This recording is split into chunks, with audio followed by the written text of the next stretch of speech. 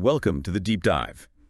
You're here because, well, like us, you're fascinated by those figures who really shaped things. Definitely. Those pivotal moments and people. And today, we're going way back to the pretty rough world of 19th century surgeries. Yeah, it was a different time entirely. We're exploring the life and, I guess, the legacy of Robert Liston, the British surgeon. Right.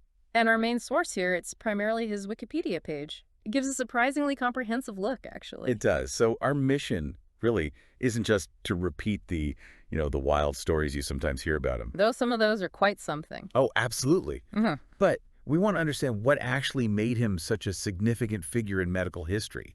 Go a bit deeper. Exactly. It's too easy for historical figures to just become these, caricatures based on one or two sensational anecdotes. Mhm. And Liston certainly has those, but we want to dig into the context, the actual contributions he made. Okay, let's get into it then.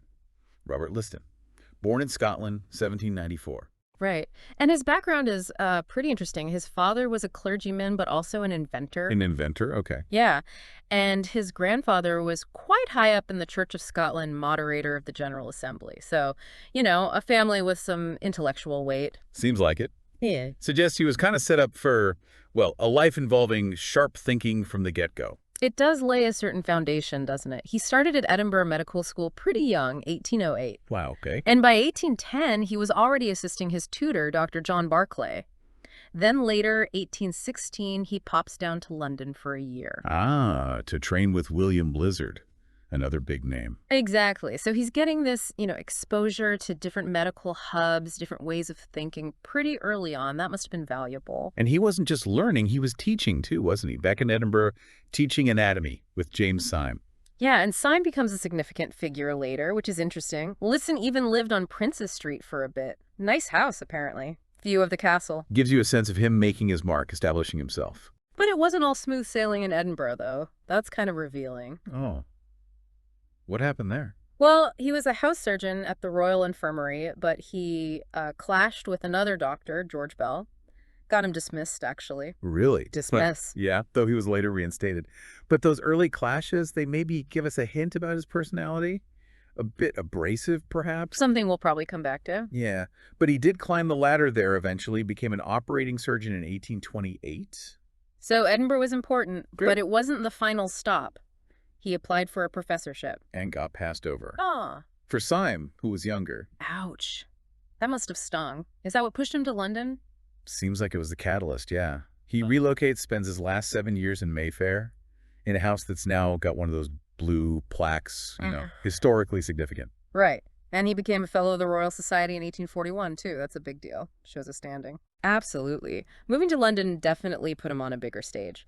But even in Edinburgh, he was getting noticed. Blackwood's magazine called him the Northern Anatomist. So he was already making waves. Definitely already a name. Okay, let's talk about the thing he's most famous for, maybe infamous for, his speed. The fastest knife in the West End. That's the one. The stories say he could amputate a leg in about 2.5 minutes, which is just mind-boggling. 2.5 minutes. And in a time before anesthesia, that speed wasn't just showing off, was it? It had to be critical for the patient. Oh, absolutely critical. Surgery back then was unbelievably brutal. Pure agony. I can't even imagine. So the faster the surgeon, the less time spent in excruciating pain, and honestly, the better the chance of survival. Even Florence Nightingale noted that link between speed and survival. So his style, which sounds almost, well, theatrical. Yeah, the descriptions are vivid, leaping across the floor shouting, "Time me, gentlemen," to the students watching. Holding the bloody knife in his teeth to free up his hands. Yeah. It sounds gruesome, but it was about efficiency, about minimizing that horrific ordeal. Exactly. It was born out of grim necessity. And to really get why that speed mattered so much, you have to understand what surgery was like then. The conditions? The conditions were appalling by our standards. Hygiene, infection control, they just didn't understand it yet. Right. Surgeons operating in coats literally stiff with dried blood, seeing it as a sign of experience. Pretty much. Cleanliness wasn't a priority. Puss was often seen as just part of the healing process, normal, even expected. It's hard to wrap your head around. Sir Frederick Trees quoted saying, "No object in being clean." Just a totally different mindset. A completely different world. And this lack of understanding led to horrific rates of post-operative infection. Hospital gangrene, they called it. Which was basically just uncontrolled infection spreading, right? They didn't know how to stop it. Exactly. And the work of people like Holmes in the US or Semmelweis in Vienna pushing for basic hygiene like hand washing, it was met with huge resistance. It's incredible. Semmelweis made his big breakthrough connecting hand washing to patient survival in 1847. The very year Liston died, it shows just how on the cusp of change things were. But Liston operated mostly before those hygiene revolutions took hold. So, in that light, his speed, maybe it wasn't just about minimizing pain, but also perhaps accidentally minimizing exposure time in that, frankly, dangerous environment. That's a very plausible theory. Less time open on the table, less time exposed to whatever pathogens were rampant. Even if they didn't know why it helped, it likely did. Less shock, too, probably. But the fundamental issue of infection was still a massive killer. Oh, undoubtedly. Speed could only mitigate so much. Okay, so beyond the speed and the skill, what about the man himself? He sounds complex. Very. Described as abrupt, abrasive, argumentative. Not always easy company, it seems. But then also charitable to the poor, tender with the sick.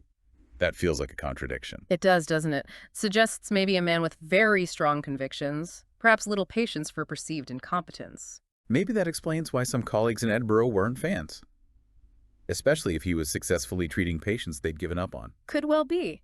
Success breeds resentment sometimes. His directness, maybe even bluntness, probably didn't help him win friends among his peers. Sounds like his personality might have been part of why he ended up leaving Edinburgh for London. Very possibly. But that same strong will, that conviction, it also seems to have fueled a real sense of ethics, of right and wrong. You're thinking of the Burke and Hare connection, the story with Dr. Knox. Exactly. The story about Mary Patterson's body, one of the murder victims. Liston suspected Knox hadn't obtained it legitimately. And he confronted him. Confronted him, apparently quite forcefully, took the body back and arranged for a proper burial because he felt it was indecent otherwise. Wow. That takes guts, especially confronting another established medical figure like Knox. It really speaks volumes about his character. He wasn't afraid to act on his principles even if it caused conflict. Shows real integrity. Okay, let's shift to some of his concrete achievements. The Liston's firsts mentioned. First professor of clinical surgery at University College Hospital in London, 1835. Yeah, that's significant. It marks a shift towards recognizing the importance of practical, hands-on surgical training, not just theory. A dedicated professorship for clinical surgery. Makes sense. But the really huge one, the game changer, has to be the anesthesia. Right. December 21st, 1846. The first public operation in Europe using modern anesthesia ether. And his quote is just perfect, isn't it? This Yankee dodge beats mesmerism hollow. It really captures the moment, referencing the earlier ether use in America, dismissing the older ideas like mesmerism. It must have been absolutely revolutionary to witness. No screaming, no struggling. Imagine. It utterly transformed surgery. Suddenly longer, more complex operations became feasible. Pain wasn't the absolute limiting factor anymore. And Liston's embracing it, performing it publicly. That was crucial for getting it accepted, wasn't it? It must have seemed radical to some. Hugely important.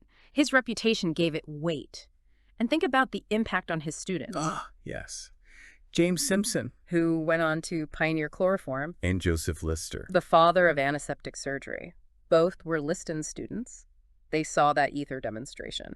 So Liston is this direct link, this catalyst for both anesthesia and antisepsis taking off. That's incredible. It really puts him at a pivotal point in medical history. His willingness to adopt that Yankee dodge had massive downstream effects. And he wasn't just a surgeon, he was an inventor too. Yeah, practical stuff. See-through sticking plaster made from isinglass fish bladders, I think. Okay.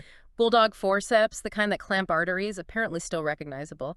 And a leg splint, the Liston splint, that's supposedly still used sometime. So he was thinking about improving patient care in multiple ways, not just cutting fast. Seems so. Improving the tools of the trade. Right now, we have to address the elephant in the room. Or maybe the triple fatality in the room. Ah, that story. The infamous 300% mortality rate operation. The one where, supposedly, during a leg amputation, the patient died of infection. He accidentally cut off his assistant's fingers, who also died of infection. And he slashed the coattails of a spectator who then died of fright or shock. It's an absolutely bonkers story. Gruesome, dramatic, unforgettable. But likely not true. All the evidence points to it being apocryphal, a surgical urban legend. There are just no reliable contemporary accounts confirming this specific catastrophic event ever happened. So it's probably more myth than reality. however vivid it sounds. Almost certainly. It makes for a great, grim tale, and it's definitely shaped his popular image, but we have to be careful to separate that kind of folklore from documented history. It's a good reminder, actually. Sensational stories can easily overshadow the real, verifiable contributions. Exactly, and he did contribute in verifiable ways, including writing, Right? He published surgical texts, practical surgery was one. where he really hammered home the importance of operating quickly, which again reflects the realities he was working under. No anesthesia, no proper germ theory. Speed was paramount. His writings give us insight into that mindset. They really do. It shows his philosophy, shaped by the limitations of his time. Okay, so wrapping this up, Robert Liston. He was definitely a complex character. No doubt about it. Brilliantly skilled, incredibly fast, operating in, frankly, terrifying conditions. A key figure in bringing anesthesia to Europe, an inventor of practical tools. And a man with a strong ethical compass, even if he was, shall I say, difficult at times. He really embodies that transitional period in medicine, doesn't he? The cusp of massive change. Absolutely. His speed made him famous, maybe infamous, but it was born from necessity. His real legacy, perhaps, is embracing that change, the anesthesia, and influencing the next generation, Lister and Simpson, who brought about even bigger revolutions. Which leaves us with something to think about, doesn't it? Considering those pre-antiseptic conditions, how much was his success really down to pure speed minimizing exposure time, even unknowingly, versus just raw surgical technique? That's a great question. How do you untangle those factors? And maybe also, how did that abrasive personality work? Did it hinder him with colleagues, but maybe fuel his drive to push boundaries and challenge the status quo for his patients? Interesting things to chew on. He was certainly more than just the fastest knife. Far more. A fascinating, flawed, and truly pivotal figure. Well, thanks for taking this deep dive with us into the world of Robert Liston.